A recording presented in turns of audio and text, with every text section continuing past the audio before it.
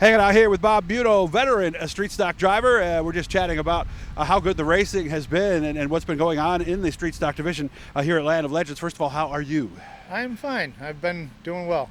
How is life away from here before we get to the racing? How's life away from the racetrack for you, and how has it been? Well, it's been up and down, and I've been trying to do the best I can, and just like everybody else around, I guess, right now. That's about all you can do, right? Yeah. What do you do for a living? I build street rods, and I work out of my own shop, just refurbishing hot rods. Did that change? Yeah, it did kind of change. Okay. It did slow down? No, actually, it's been really good. Really? Okay. I do some other cars, other things. I think I've put them on Facebook a few times. They're called auto cycles. They look like a rocket. Oh, really? I'll have to check that out. Okay. Yeah, they're kind of cool. I mean, I've posted them a couple times on Facebook. Nice. So that introduced me to a few other people with hot rods and street rods, and so one thing's just led into another, and so I've been doing well at it. I'm glad to hear that. You know, I'm a big Mecum fan myself, and I kind of had a feeling when this whole thing happened that market was going to tank. It really didn't. If anything, it maintained. What are you seeing? That kind of market wouldn't change a lot because the enthusiast, that's their hobby, like our race cars. Okay. And old cars, they just don't. They're like Harley Davidsons. They just don't seem to lose their value. Glad to hear that, because I was wondering how that was going to work out, and I'm sure you were too. So how's the car? You've been close. You have it. It's not like you've been running badly. We just haven't had a chance to chat with you yet. What's going to take to change that? Well, I've been chasing the same setup, and obviously I've been trying to do things different. But hopefully tonight it'll be a little better. If I can keep that left front on the ground, I think I'll be good. Why is that? Because I notice you're really picking that thing up. Why is that? Weight issue?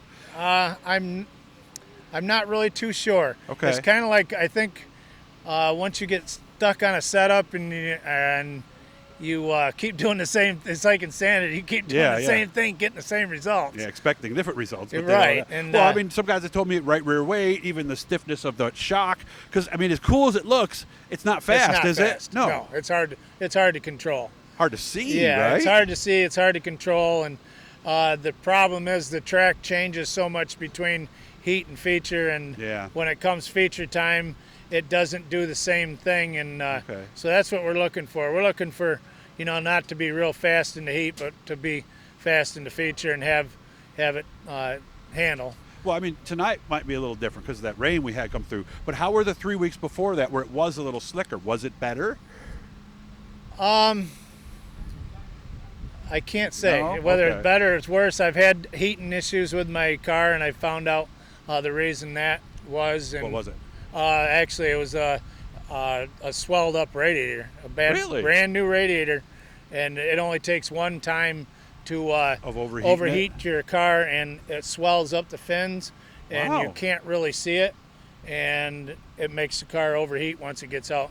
Yeah, because usually with that, you start with either a fan, a different size fan, maybe something with the shrouding. At what point did you say, let me look at that radiator? Well, it's just something somebody told me a while back about that same issue, and I pulled it out and checked it. And how did you know? What did you see? What you see is blockage in the radiator where you can't see through it. The fins swell up, and when the fins swell up, they close up the radiator. And nothing circulates.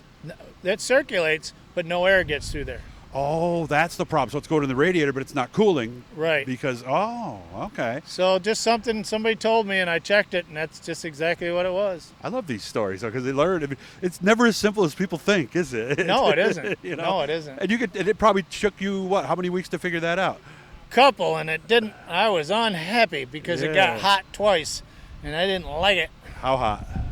I'm not going to say. Too hot. A number that we'd say, really? Yes, really. A number that you're concerned you hit the motor, right? And I've had several motor issues this year. Not this year, but last year, and I blew up one this year, and that's costly. All right. Well, hey, I hope you have fun tonight. It'll run nice and cool because we're at least not looking at the temperature gauge all night anymore, right? No, I'm hoping it's going to handle. We're going to have a good night, and we'll go home. Yeah, because it's tough to race when you're looking at the temperature gauge as much as you're looking out the front window, right? Yes, it is. And that was you, right? So. Well, yeah, especially when you're running it at the end and it's you've only got a couple of laps and it's getting hot and you're thinking, do I shut it off or? And then that's when our helmet gets, you get stupid in your helmet. Something about that. It just put that on, and the IQ goes down a few points for most people, doesn't it? Yes, and the determination level goes up. The patience level for others goes down. So is that about right? Yeah, that's I don't know, called helmet fade, I guess. Yeah, we need to research that. We need one of these university teams that looking for a new project, right? Let's see what happens. Is their blood shut off up to the brain? Is it the high blood pressure? I mean, I'm sure sometimes if you had a monitor on you, they'd be like, we need to get out of the car, right? Yeah, I think they'd have to have psychiatrists for that helmet.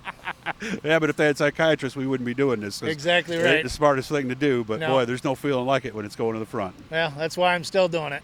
So your son has T-shirts and you don't, huh?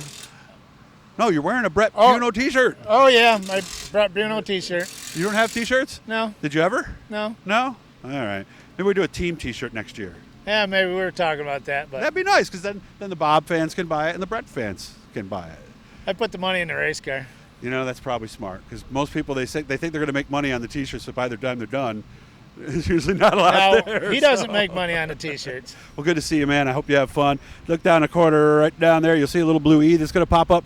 Click on that. It'll get you a subscription, and it just lets you know when we're doing something cool. Always good to see you, Bob, and let's keep that left foot on the ground and have some fun tonight. All right, thanks. Thank you.